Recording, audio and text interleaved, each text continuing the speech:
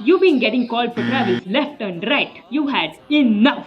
I have the ultimate solution for you. Get ready to put an end to those violations and keep the ball in your hands. Before we dive into the secrets, Let's uncover the truth behind what exactly is a travel. trust me, so many people get so many things wrong over here. The basic rule is taking more than 2 steps with the ball in your hands. That's very simple, everyone knows. Second, travel is when you're pivoting around in the post or something and you move your pivot. This includes jumping with the ball. And the third way you can travel is before you dribble. So you're doing a few jab steps here and there and you have your pivot foot down. You can't lift that pivot foot before the ball leaves your hand. This final one is the easiest to get away with. Okay, now that we know what is a travel, let's also understand what is not a travel but people think is a travel. First off, we have the gather step. You know, a travel is when you take more than 2 steps with the ball. But you can take more than 2 steps if you're dribbling, as in your hand is either over the ball or not touching the ball at all. And then you can catch it and take 2 more steps. Remember, Machas, you don't count the steps from the bounce, you count them from the time the ball is picked up. The next thing people get wrong is about lifting your pivot foot on a shot or a pass. You can't lift it before the dribble, but you can lift it before a shot or a pass. Lifting that pivot foot is okay as long as you don't put it down again. Before releasing the ball. No travel. No, I was asking. If you really think about it, isn't that exactly what a layup is? The third thing people mess up is you can take as many steps as you want while you're dribbling. You can also jump, that won't be a travel. This again, not as many people get wrong, but there are a few people who mess this up.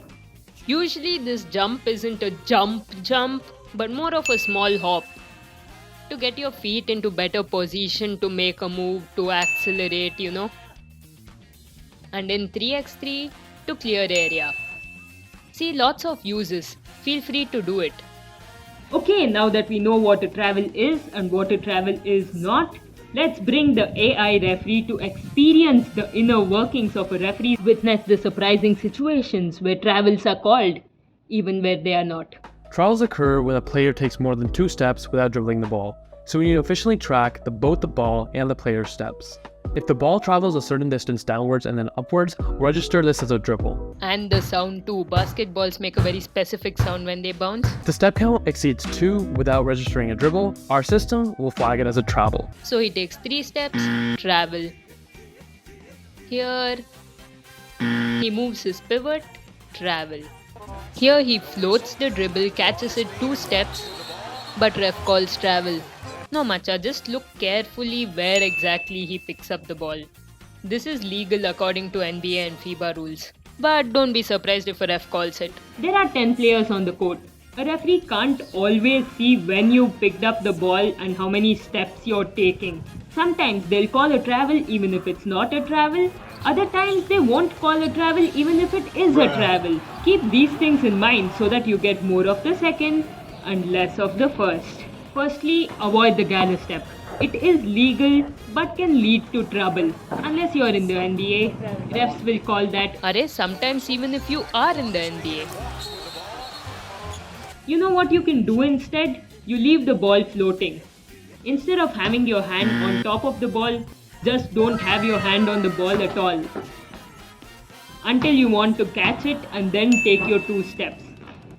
This way no ref will have any reason to call travels on that. Next, unlock the power of the extra dribble and the options it opens up for you.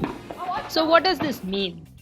Just don't be in a hurry to pick the ball up off the dribble, especially if there's help defense. So that if you need to take some extra steps, you still have a dribble to do that. Of course, if you have an open lane straight to the basket and you want to get there quick, don't take extra dribbles. It also helps to dribble the ball once as you're cutting in for a layup off the catch.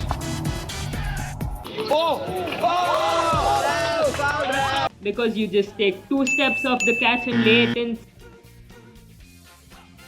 Or what happens more often than that is instead of 2 you end up taking 3. And mostly while posting up, because people are going to push you, right? So it's best to have the dribble so that you can take as many steps as you want when they're pushing you. It just gives you a lot of options. So don't stop dribbling until you're sure you have the shot. Okay, let's go. Next, let's talk about catching the ball. When you catch the ball, you want to land on both feet. You know, a jump stop. This way you can choose which foot you want to be your pivot. Unlike if you land with 2 steps. This way the foot which lands first is your pivot and moving that would be a travel.